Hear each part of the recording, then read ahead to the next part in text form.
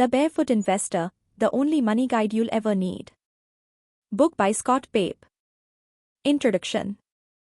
चारों तरफ आग की लपटें उठ रही थी, आसमान धुएं से भरने लगा था। इस बुक के ऑथर स्कॉट पेप की जिंदगी का ये सबसे बुरा और मुश्किल दौर था जब उनके फार्म के पास वाले जंगल में आग लग गई थी और ये तबाही अपने साथ वो सब कुछ ले गई जिसके लिए स्कॉट ने दिन रात कड़ी मेहनत की थी। लेकिन जब वो अपनी गाड़ी में वहां से लौट रहे थे तो उन्होंने गाड़ी के फ्रंट मिरर में देखा और कहा, मैं समझ गया। क्या लगता है आपको, इस हादसे ने उन्हें क्या सिखाया? उसने उन्हें सिखाया कि हमें फाइनेंशियल तौर पर फायरप्रूफ होने की जरूरत है ताकि जिंदगी में कभी भी पैसों की तंगी हमें झुलसा ना सके।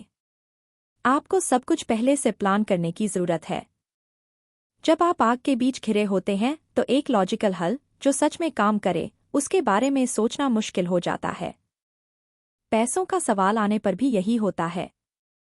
जब आप फाइनेंशियल तंगी के बीच फंसे हों तो कोई रास्ता निकालना बेहद मुश्किल लगने लगता है।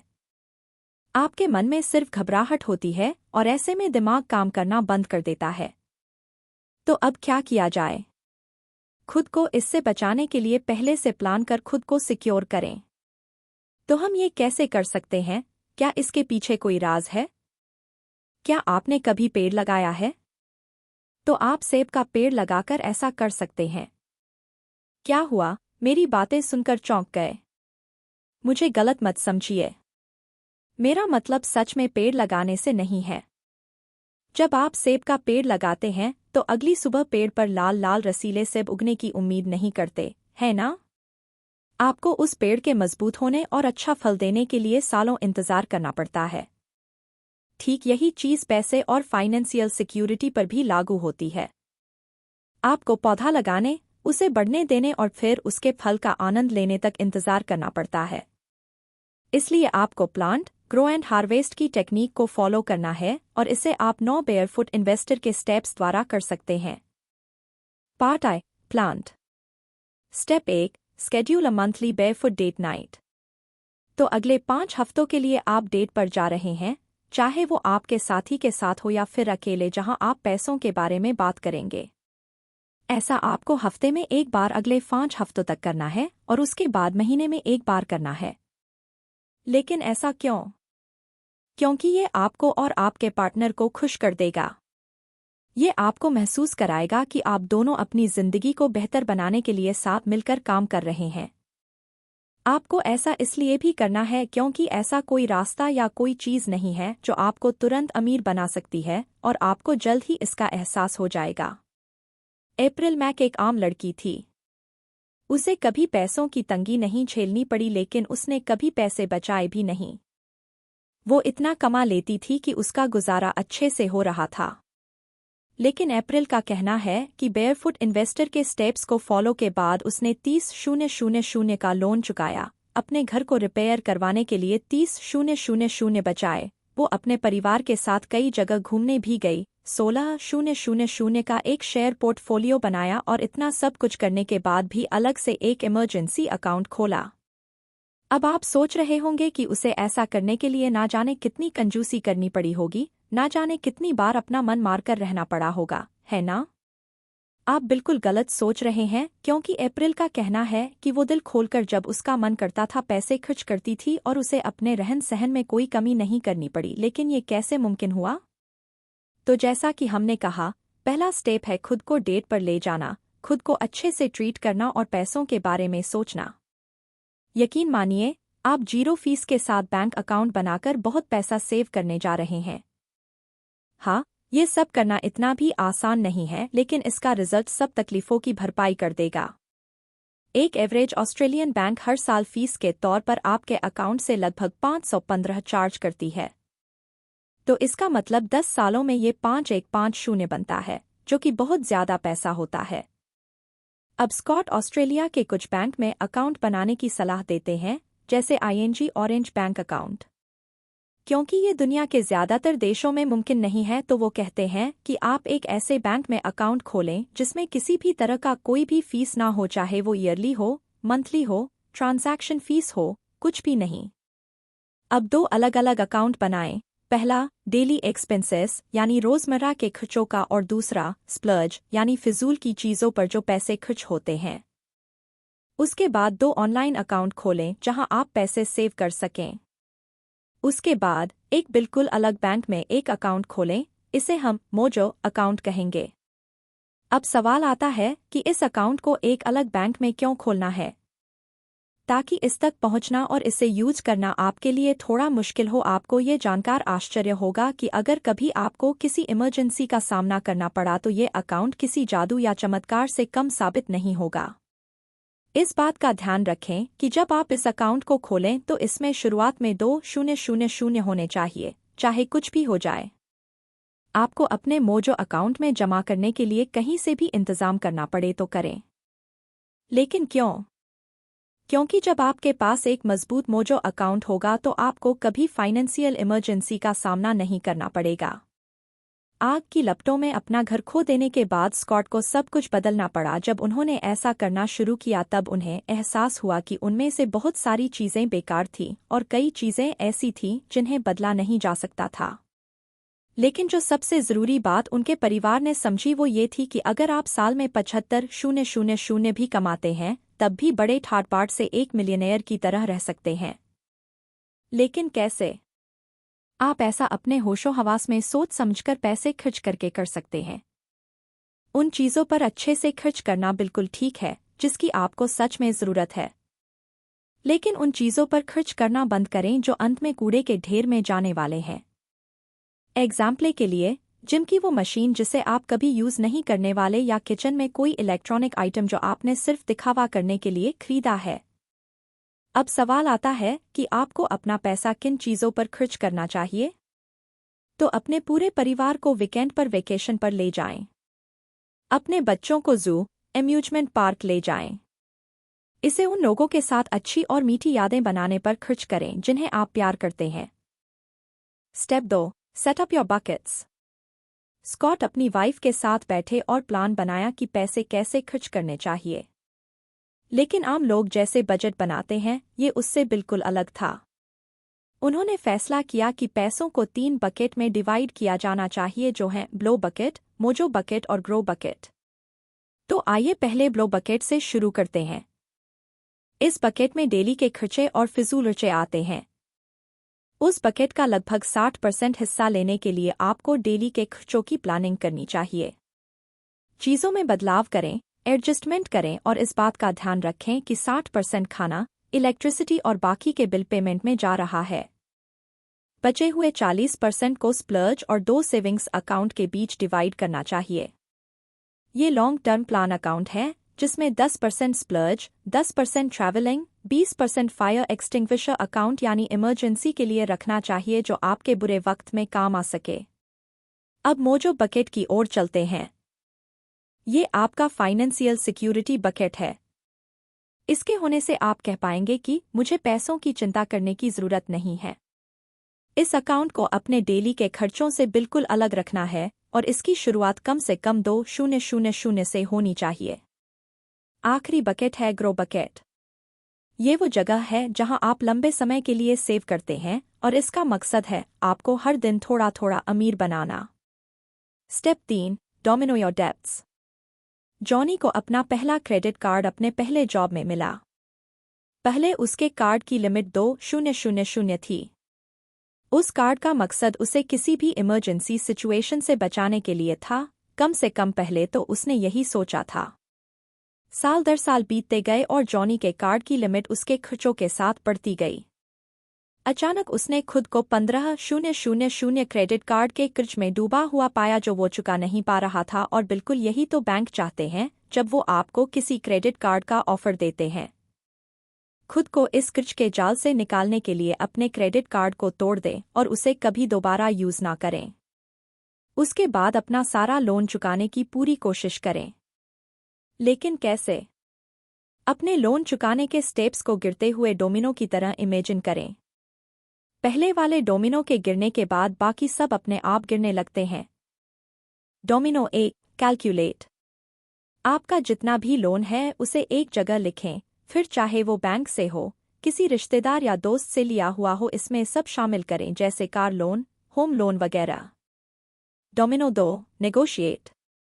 फैसला करें कि आप सारा लोन 18 महीने के अंदर चुका देंगे, चाहे इसके लिए कुछ भी करना पड़े। अपने बैंक में कॉल करके अपने लोन के बारे में तोल-मोल यानी निगोशिएट करें। उन्हें अपने लोन को 0 इंटरेस्ट रेट और 0 ट्रांसफर फीस के साथ दूसरे बैंक में ट्रांसफर करने के लिए मिले ऑफर के बारे में बताएं। अपने इंटरेस्ट रेट को कम से कम करने के लिए पूरा जोर लगाकर निगोशिएट करें। Domino 3, eliminate. दोबारा सोचे बिना कैंची लें और अपने क्रेडिट कार्ड को छोटे छोटे टुकड़ों में काट दें। Domino 4, detonate. अपने लोन को छोटे से बड़े की कैटेगरी में ऑर्गेनाइज करें और पहले अपने छोटे लोन को पूरी तरह चुका दें। अच्छी खबर तो ये है कि आप अपने फायर एक्सटिंग्विशर अकाउंट का इस्तेमाल इस लोन को चुकाने के लिए कर सकते हैं, क्योंकि वो फाइनेंशियल इमरजेंसी के रूप में गिना जाता है। लेकिन पहले अपने डेली एक्सपेंसेस अकाउंट से उसे चुकाने की कोशिश करें। Domino 5, celebrate. अपने छोटे लोन को चुकाने के बाद आप थोड़ा रिलैक्स महसूस तो जरूर करेंगे, इसलिए आप सेलिब्रेट कर सकते हैं। अपने बड़े लोन को चुकाने के लिए इन्हीं 5 स्टेप्स को फॉलो करें। जब तक आपके लोन की एक एक पाई नहीं चुक जाती तब तक इसे रिपीट करें। सोच कर देखिए, उसके बाद आप कितना आज़ाद महसूस करेंगे। Part 2, grow. Step 4, by your home. अपने खुद के घर के साथ ना सिर्फ एक फाइनेंशियल वैल्यू बल्कि एक ज़बाती भावना भी जुड़ी होती है। आखिर ये वो जगह है जहां हम अपने परिवार को बढ़ाने वाले हैं, उनके साथ अनगिनत यादें बनाने वाले हैं। तो आप 20 महीनों में अपना खुद का घर कैसे खरीद सकते हैं? अपने घर ले जाने वाली सैलरी में से 20% बचाएं। कैसे? फिर से फायर एक्सटिंग्विशर अकाउंट को यूज करके। पहला स्टेप ये कैलकुलेट करना है कि उस 20% सेविंग्स पर आपको घर खरीदने के लिए कितने महीनों की जरूरत होगी। उसे लिखकर अपने फ्रिज के ऊपर चिपका दें। अब यहाँ पर रुकना नहीं है, बल्कि अपने गोल्स तक तेजी से पहुँचने के लिए तरीके सोचें। शायद आपको कम रेंट के साथ एक सस्ते अपार्टमेंट में कुछ समय के लिए शिफ्ट हो जाना चाहिए, जब तक कि आप अपने घर के लिए पैसे ना बचा लें। एग्जाम्पल के लिए, आप फ्रीलांसिंग का काम कर सकते हैं या सिर्फ एक आदमी की सैलरी को खर्चों के लिए यूज करें और अपने पार्टनर के पैसों को घर के लिए सेव करें। आइए डैनियल एस्किनाजी की कहानी सुनते हैं कि कैसे उसने एक सिंगल मदर के रूप में अपना खुद का घर खरीदा। वो एडमिनिस्ट्रेटिव डिपार्टमेंट में काम कर रही थी और डिपॉजिट के लिए पैसे बचाने की कोशिश कर रही थी। लेकिन उसकी हर कोशिश बेकार हो गई। उसके बाद उसे बेयरफुट इन्वेस्टर के बारे में पता चला। इसे फॉलो करने के बाद चीजें बदलने लगीं। डैनियल ने अपना बकेट बनाना और मोजो अकाउंट खोलना शुरू किया। फिर उसने अपने लोन चुकाए और पैसे सेव करने लगी। 31 साल की उम्र में उसने अपना घर खरीदा। अगर ये काम एक सिंगल मदर कर सकती है, जिन्हें ना जाने कितनी जिम्मेदारियां उठानी पड़ती हैं, तो आप भी ऐसा बिल्कुल कर सकते हैं। Step 5, supercharge your wealth. क्या आप प्रॉपर्टी में इन्वेस्ट करना चाहते हैं? दोबारा सोचिए। आइए पहले 2 इन्वेस्टर जेन और मार्लिन की कहानी सुनते हैं, फिर फैसला करेंगे। जेन शेयर्स में इन्वेस्ट करती थी। वो अपनी सैलरी में से 5,000 बचाती थी और ultra low cost share fund में इन्वेस्ट कर देती थी। ये फ़ोन पर एक बटन दबाने जितना आसान था। वो 19% देकर एक बटन के जरिए अपने पैसों को रीइन्वेस्ट करती थी। 10 सालों तक वो ऐसा ही करती रही। वहीं दूसरी ओर मार्लिन एक प्रॉपर्टी इन्वेस्टर थी। एक ऑक्शन में उसने 5,85,000 की बोली लगाकर एक अपार्टमेंट खरीदा। उसके बाद उसने 3,3244% के रूप में दिया और इसके साथ ही अपार्टमेंट के लिए 58,500 का डिपॉजिट भी भरा। उसके बाद वो इसे लोगों को 450 हर हफ्ते के रेंट पर देने लगी, जिससे उसे हर साल 23,400 की कमाई होती थी। तो ये तो बड़े कमाल का सौदा हुआ ना? गलत, बिल्कुल गलत। मार्लिन को हर साल लगभग 31,402% इंश्योरेंस, इंटरेस्ट रेट और मेंटेनेंस के लिए देना पड़ता था, तो इसका मतलब वो हर साल $8,002 का लॉस उठा रही थी। यहाँ उसकी फीस उसकी रेंट के इनकम से ज्यादा थी, जिसका मतलब है कि ये एक अच्छा इन्वेस्टमेंट नहीं था। प्रॉफिट कमाने के लिए मार्लिन को 10 सालों बाद अपनी खरीदी हुई कीमत से ज्यादा कीमत पर घर को बेचना होगा और ऐसा करने के लिए उसे घर 1,000,000 या उससे ज्यादा पर बेचने की जरूरत होगी। ये अमाउंट भी 10 सालों तक दिए गए फीस और टैक्स से उसे ब्रेक इवन के लेवल पर लाएगा। ब्रेक इवन यानी नो प्रॉफिट नो लॉस का लेवल। लेकिन अगर आप सोचें कि इस बात की कितनी संभावना है कि वो फ्यूचर में अपना घर 1,000,000 पर बेच पाएगी, क्या इसकी कोई गारंटी है? तो हम यहाँ क्या सबक सीख सकते हैं? अपने पैसों को बढ़ाने का सही तरीका क्या है? ऐसा स्टॉक मार्केट में इन्वेस्ट कर और अपने खुद के बिजनेस के जरिए किया जा सकता है। और दोस्तों, यही वो मंत्र है जो हर अमीर आदमी फॉलो करता है। स्कॉट सलाह देते हैं कि अगर आप ऑस्ट्रेलिया में हैं तो AFIC में, या अगर आप किसी और जगह रहते हैं तो किसी भी लिस्टेड इन्वेस्टमेंट कंपनी में इन्वेस्ट करें। LIC ऐसी कंपनियां हैं जिनका मेन बिजनेस बड़े फायदेमंद बिजनेस में इन्वेस्ट करना होता है। हर साल अपनी एनुअल सैलरी का कुछ हिस्सा बचाएं और उसे सेव करें। अपने अमाउंट को फिक्स्ड रखने की कोशिश करें, उसमें ज्यादा कम या ज्यादा ना करें। उसे वहां छोड़ दें और कभी ना छुएं। बस हर साल सेम अमाउंट इन्वेस्ट करते रहे और इंटरेस्ट के अमाउंट को जमा होने दें। डिसिप्लिन और स्मार्ट इन्वेस्टमेंट के साथ आप पूरी फाइनेंशियल आज़ादी और सिक्योरिटी अचीव कर सकते हैं। Step 6, boost your mojo to 3 months. तो आपको अपने मोजो अकाउंट में रखा 2,000 याद है। आप अपने रहन सहन के खर्चों पर आप जितना खर्च करते हैं उसका 3 गुना आपको अपने मोजो अकाउंट को बढ़ाना है। कैसे? एक बार फिर से अपने फायर एक्सटिंग्विशर अकाउंट को यूज करके।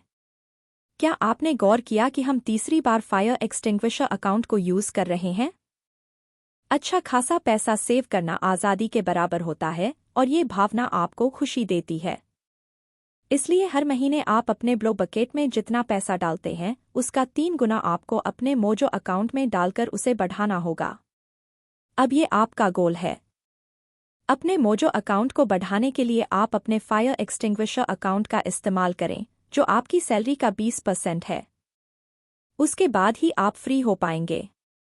लिएना रसल, जो एक मोजो माँ है, उनका कहना है कि अब तो बिना मोजो अकाउंट के रहने का सवाल ही नहीं उठता। लिएना का पार्टनर मारपीट करने वाला बेरहम आदमी था और बचपन में लिएना के परिवार में भी ड्रग्स और शराब के कारण माहौल खराब ही रहा था। उसके क्रेडिट कार्ड का लिमिट खत्म हो गया था क्योंकि अपनी गाड़ी का लोन चुकाने के लिए उसे अक्सर और लोन लेना पड़ता था, जिस वजह से उसका लोन बढ़ता ही जा रहा था। लेकिन बेयरफुट इन्वेस्टर के स्टेप्स फॉलो करने के बाद अब उसके पास एक मोजो अकाउंट था जिसमें 30,000 थे। वो बहुत सेफ महसूस करने लगी थी। अपने अकाउंट में इतने पैसों ने उसकी जिंदगी से चिंता दूर कर उसे सुकून दे दिया था।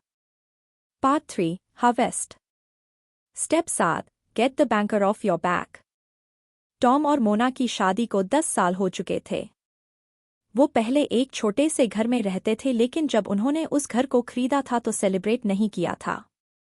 उनके लिए वो बस रहने की एक जगह थी जब तक उन्हें वो घर नहीं मिल जाता जिसका उन्होंने हमेशा सपना देखा था।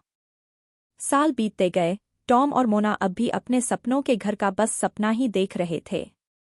एक दिन उनके छोटे घर की कीमत आसमान छूने लगी, इसलिए उन्होंने उसे बेच दिया। लेकिन अब भी वो उनका मनपसंद घर खरीदने के लिए काफी नहीं था, इसलिए फिर उन्होंने अपनी खुशी का जश्न नहीं मनाया।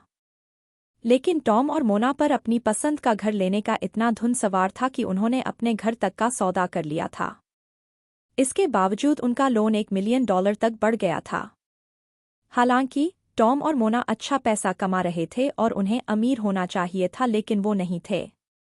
वो कर्ज में डूबते जा रहे थे और इस वजह से वो कभी आज़ाद और सुकून महसूस नहीं कर पाए। दूसरी ओर, ज्यादातर अमीर लोग मिडिल क्लास एरिया में रहते हैं और मिडिल क्लास गाड़ियां ही चलाते हैं। उनके पास महंगी पोर्श या बोट नहीं है, और सबसे जरूरी बात, उनमें से 95% ने शेयर्स में इन्वेस्ट किया है।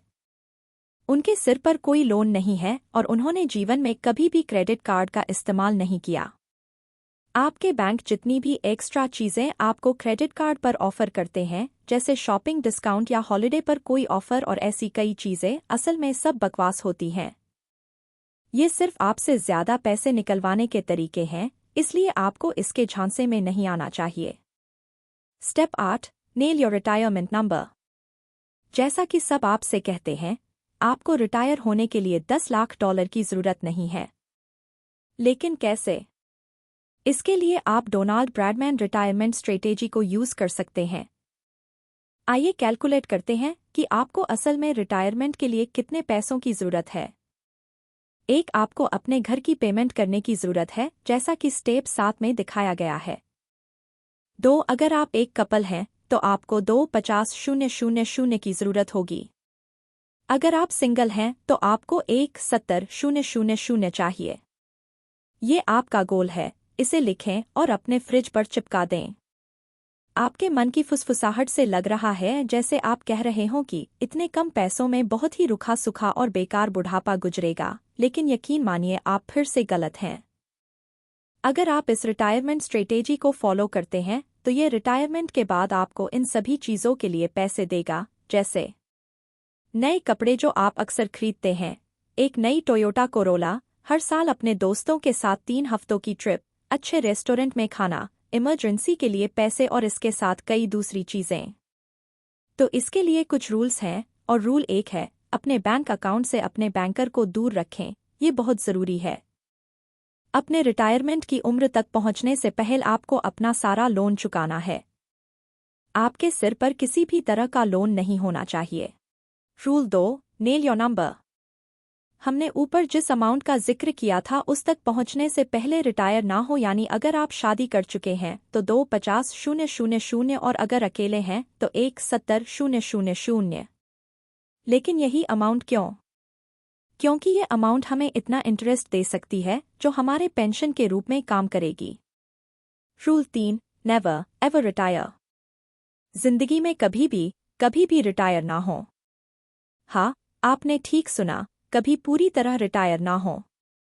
मेरा मतलब ये नहीं है कि आप सारी उम्र काम करते रहे, लेकिन इसके बजाय आप कोई हल्का फुल्का काम जैसे हफ्ते में एक दिन कुछ ना कुछ जरूर करें।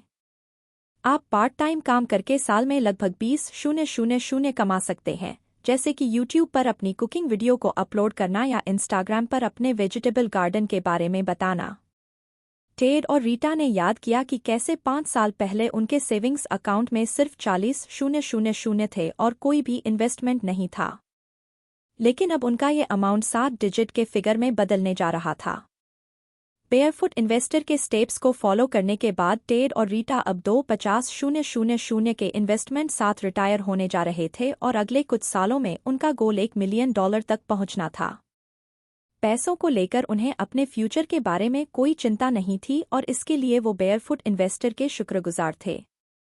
Step 9, leave a legacy. ये फाइनल स्टेप है। यहाँ हम पैसों के बारे में ज्यादा बात नहीं करेंगे। यहाँ हम खुद को खुश करने और ऐसी चीजों को समय देने के बारे में बात करेंगे जिन पर आगे चलकर आपको गर्व हो सके। इस बुक में हमारी आखिरी डेट नाइट में आपको ये सोचने की जरूरत है कि आप कैसे याद किए जाना चाहते हैं।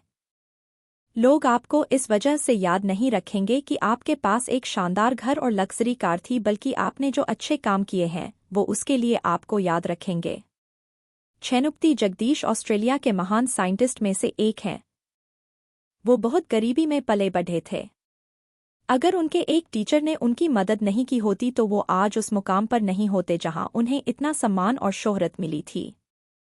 उनके टीचर ने उन्हें घर और स्कॉलरशिप की सुविधा दी, जिस वजह से वो एक महान साइंटिस्ट बन पाए।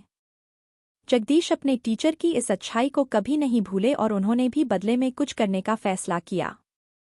उन्होंने लगभग 1,000 औरतों को गरीबी से बाहर निकाला। लेकिन वो तो बहुत कम कमाते थे, तो उन्होंने ऐसा कैसे मुमकिन किया होगा? इसका जवाब है बेयरफुट इन्वेस्टर की स्ट्रेटेजी के जरिए। उन्होंने kiva.org नाम से एक वेबसाइट बनाई। ये एक non profit, award winning website है जो लोगों को माइक्रो लोन देती है। यहाँ तक कि लोग 25 तक का लोन भी ले सकते हैं।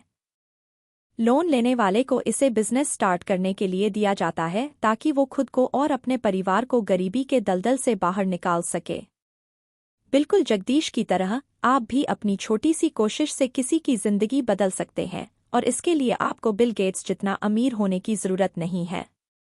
अगर आप किसी गरीब बच्चे की पढ़ाई का जिम्मा उठाते हैं या स्ट्रगल कर रही एक सिंगल माँ के बिजनेस को स्टार्ट करने में मदद करते हैं तो आप इमेजिन भी नहीं कर सकते कि वो उनकी जिंदगी में क्या फर्क ला सकता है। इसकी शुरुआत अपने घर से करें। अपने बच्चों, जीवन साथी, बुजुर्गों के साथ अच्छा व्यवहार करें, उनका ख्याल रखें। हर रोज मिलने वाले लोगों के साथ दया और हमदर्दी से पेश आएं। इस तरह वो आपको हमेशा याद रखेंगे। आप किसी को कैसा महसूस कराते हैं, वो भावना उनके साथ लंबे समय तक बनी रहती है। कंक्लूजन। तो आपने इस समरी के जरिए ये समझा कि अगर हम खुद को सिक्योर करना चाहते हैं तो उसकी प्लानिंग हमें आज और अभी से करनी होगी, तब हम अपना बुढ़ापा बेफिक्र होकर गुजार पाएंगे। मुसीबत या तकलीफ कभी दरवाजे पर दस्तक देकर नहीं आती, वो बस अचानक आ जाती है और तब हम अपनी सुध-बुध खो बैठते हैं। ना जाने इससे कितने घर और जिंदगियां बर्बाद हुई हैं, इसलिए समय से प्लानिंग करना ना सिर्फ आपका आज बल्कि आने वाले कल को भी सिक्योर कर देगा। तो आइए बेयरफुट इन्वेस्टर के उन 9 स्टेप्स को एक बार फिर से दोहराएं। Part I, plant. स्टेप 1, महीने में एक बार बेयरफुट डेट नाइट सेट करें। स्टेप 2, अलग अलग 3 बकेट बनाएं। स्टेप 3, छोटे लोन को पहले चुकाकर डोमिनो इफेक्ट की शुरुआत करें। Part 2, grow. स्टेप 4, अपना घर खरीदे। स्टेप 5, अपने पैसे को बढ़ाए। स्टेप 6, अपने मोजो अकाउंट को 3 गुना करें। Part 3, harvest. स्टेप 7, जो भी एक्स्ट्रा चीजें बैंक ऑफर करते हैं उसके झांसे में ना आएं, शेयर्स में इन्वेस्ट करें और क्रेडिट कार्ड यूज ना करें। स्टेप 8, अपना रिटायरमेंट अमाउंट सेट करें। स्टेप 9, अपने जाने के बाद पीछे एक विरासत छोड़ जाएं। इस बुक में आपने उन लोगों की कहानियां भी सुनी जिन्होंने इन स्टेप्स को फॉलो कर अपनी जिंदगी को बदला और उसे बेहतर किया। आपने ये भी समझा कि आप कैसे अपनी और अपने परिवार की ज़रूरतों को पूरा कर सकते हैं। इमरजेंसी, रिटायरमेंट, यहाँ तक कि छुट्टियों और सेलिब्रेशन के लिए भी पैसे बचा सकते हैं।